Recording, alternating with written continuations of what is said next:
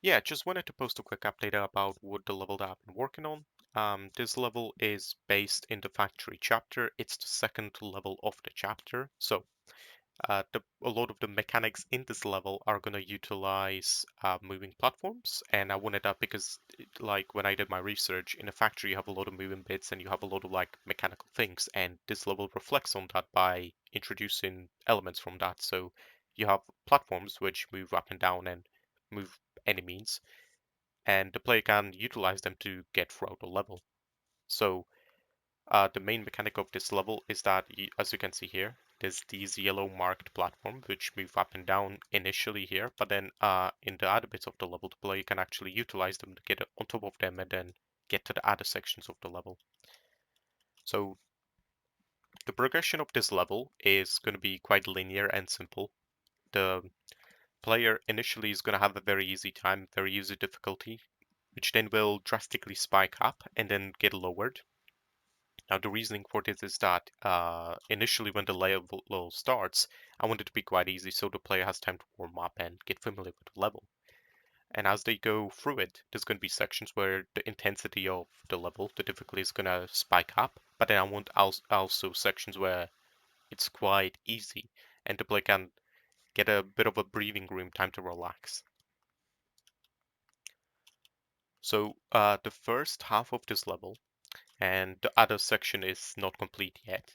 But the first half of this level is quite linear. The player has to follow a specific path to get to the end, whereas the other section, which I'm working on later on, that's going to be quite open, where there's multiple paths the player can take, and it's quite open. That's why I want the player to have freedom to move throughout the level. So I have chosen to go with the scale of 50 Unreal Engine units, which is equivalent to half a meter. This works really nice with my game and in general with the levels because of my parkour mechanics. And I was considering using larger scales of 1 meter as well, but I wanted that nice, a bit more control to it, and 1 meter just felt a bit too big for what I'm trying to accomplish. I'm using a couple of tools throughout this level. One of them is something that I have designed myself. So I just call this the design highlight areas. Essentially, I can drag these cubes around and I can give them names and I can easily see what I'm working on. I'm still working on this tool itself, but like I can easily see what I'm working on and I can disable and enable them. And this just gives me a visual notifier like, hey, like which section of the map this is, what I want it to represent. So as you can see, like if I go here, when I'm in the interior, nothing changes, but like on the outside, I can see, hey, this is stage one. I know what I want in this section. And I use this throughout the level. So like right here, you can see that this is the interior, which I wanted it to be just the indoors. Now I have removed some of them and deleted some because I have actually updated this level and these are out of date now, but I just wanted to show that I developed my own tool, which helped me to accomplish this so far. And yeah, so essentially I can scale them using the world scaling, the relative world scale. But I also added a way to kind of add a checkpoint system where if you don't like that, you can go back. So you can apply input, which you input here. You can apply a different name if you want, scale. You can also change the color. So if I go here, you can change the hue. So yeah, it's just kind of handy to made real quick. But yeah, so the main mechanic of this level is moving platforms. The player will have to utilize them to get to the end of the level. These platforms will move up, down, left, and right. The idea is that there's just these platforms that move about, and the player will have to utilize them to get to the end of the level. So yeah, so throughout the level, you will see that there's skylines in the level. Now these skylines are here on purpose, where the player essentially, since the moment they spawn in, they'll be able to follow them, and they can use it as a visual indicator of where they need to go next. Because since the start, they will always have them in perspective wherever they go. So as they go throughout the level, they'll know, okay, yeah, I can just follow this way, and it will lead the player throughout the level. This also, I have specifically chosen to have these skylines because they work with the theme of the level, which is factory. So the skylines themselves will actually transport these platforms, and the player in the later parts of the level will actually see that happening here, where they'll hit a button and the platform will move following it. And I kind of wanted to have this like transportation system going on because I thought it would be really interesting to have this level where you have to jump on really high altitude platforms and you can see like the void underneath you. But yeah, this is the tutorial section. So the player will spawn in, and as they spawn in, they will run on the platforms and then get to the other side. But most players will know how to do this, right? They'll be familiar with the mechanics. But to those few that they won't, I took a lesson from Mario 3D World where the co-director enforced this rule where if you have a new mechanic you introduce to the level or change it in some way, you have a little section where you can actually learn it and you can see what it does. I like a lot because essentially you're encouraging the player, whereas if you punish them for something they don't know yet, so a mechanic they haven't seen yet, they feel discouraged. Like, why would I continue going through this? You know, every single time there's something new, I get punished for it because I don't know what to do. So I make my level in such a way so like the player, when they spawn in, they'll know what they need to do because the platform will move, it will be raised first and then lowered. So when the player spawns in, even if they start running instantly, they're just going to get to the edge, but the platform will already be lowered, so they'll already get a full grasp of the animation. So even if they start moving instantly, they'll know what to do essentially, because they'll get a visual sense of what's happening. And I added this little platform underneath where the player essentially when they spawn in they fall down and they're down here, they can run back up and get to the spawn and then try again on this little tutorial section. Now, this bit is going to be blocked off, so the player can't actually climb up here. They'll have to complete this to get to the next section here. And this is where the level will actually start and the timer will start and everything. So this bit here, this whole bit is purely just so they can try out the mechanics. And I'm not a big fan of like speech bubble tutorials and such, so from the get-go, the player will, I want the player to have visual like get a visual grasp of what they need to do, what the action is, what the platform does, right? So I'm a big fan of learning on the go and the level helping me do that. So another thing I added is that when the platforms raise or lower, you'll actually get a kind of like a visual notifier of the animation showing you that, hey, this is happening. So like when you notice now, the platform will be raised, it's gonna vibrate up and down and then get lifted. This will indicate that the player has a little amount of time remaining before the platform will be lifted. And when the platform goes down, it's just a clean animation with just a subtle fix. So the player understands that, hey, the platform's about to be lifted, I need to get on it, I need to utilize it quickly.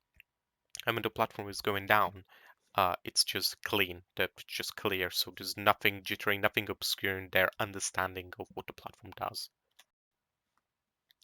Yeah, so when I design puzzles for a level, for this parkour mechanic, I understand that the parkour like idea is that you keep going, you don't really stop, you just keep moving through obstacles.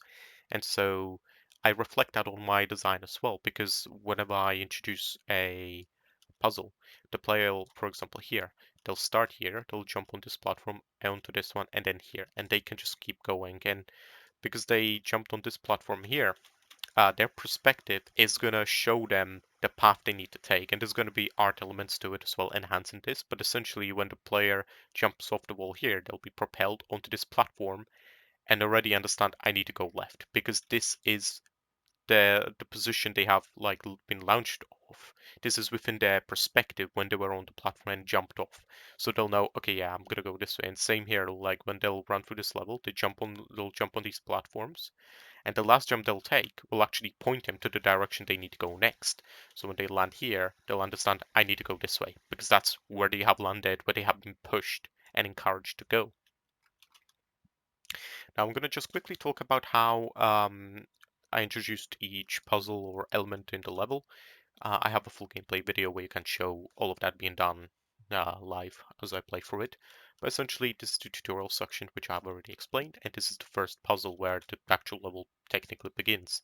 So the player will simply have to run and jump on each one of these platforms to get to the other side. Now, this platform here will raise on its own, whereas these three will raise at the same time. Now this is done on purpose because this is going to give the player a lot of time because of the delays and such, that the player, whatchamacallit, will have plenty of time to get to the other side there. It might not seem like it because this platform moves independently and will obscure that sense of time a little bit, but the player will have a lot of time to get there. And I want it to just to be quite easy because this is the first jumping puzzle the player will do, and so I wanted the player to just warm up, get into the idea of what they're going to be doing throughout the level.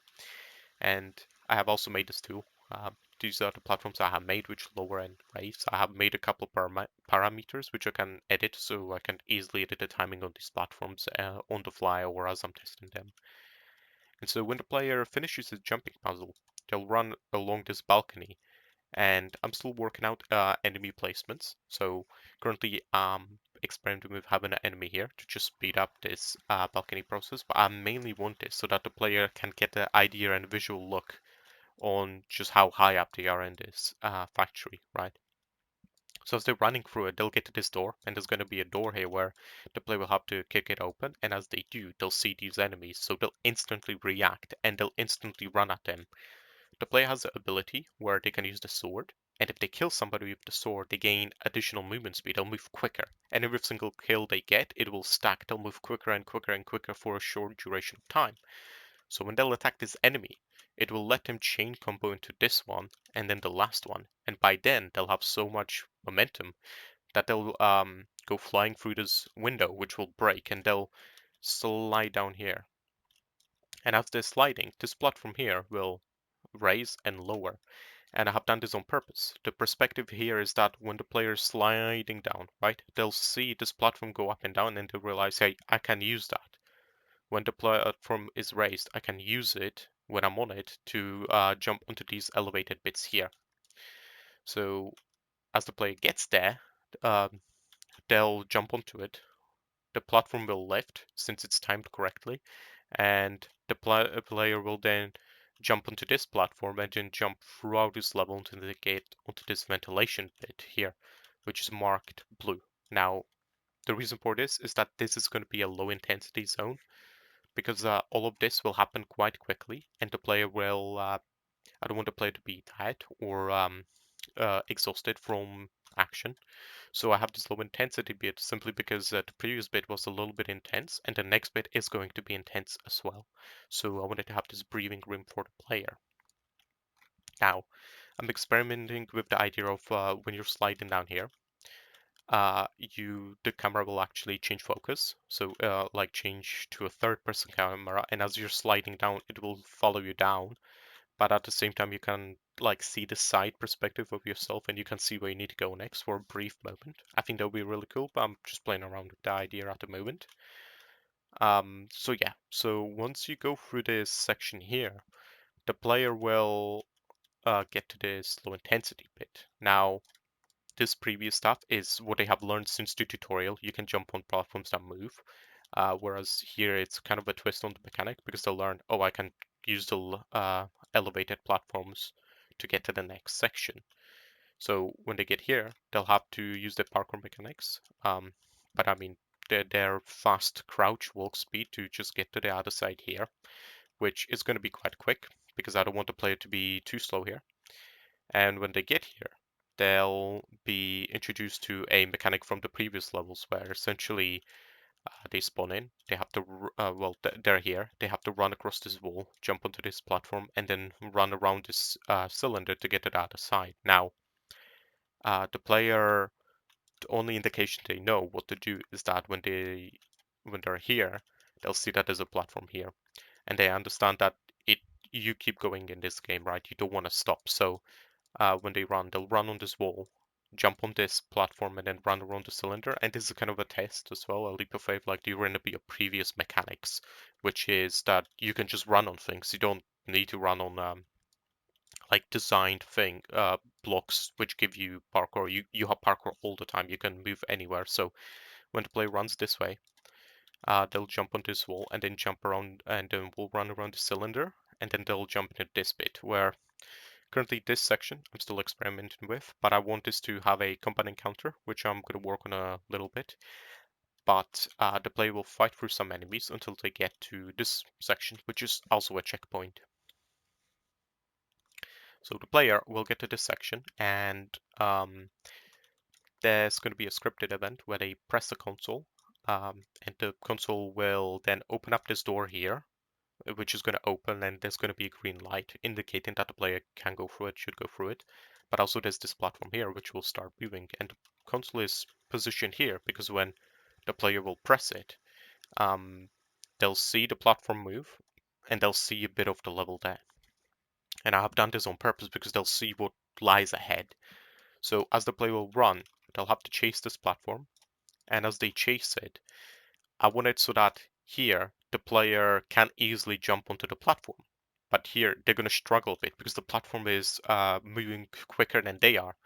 So when they get to this bit, there's going to be an enemy here, and they'll have to utilize their melee ability, which will which will grant them extra movement speed if they kill this enemy with the melee ability, and then they can reach this platform and get to the other platform. Whereas if they don't kill this enemy and they walk past it, they won't have enough movement speed to catch up to the platform.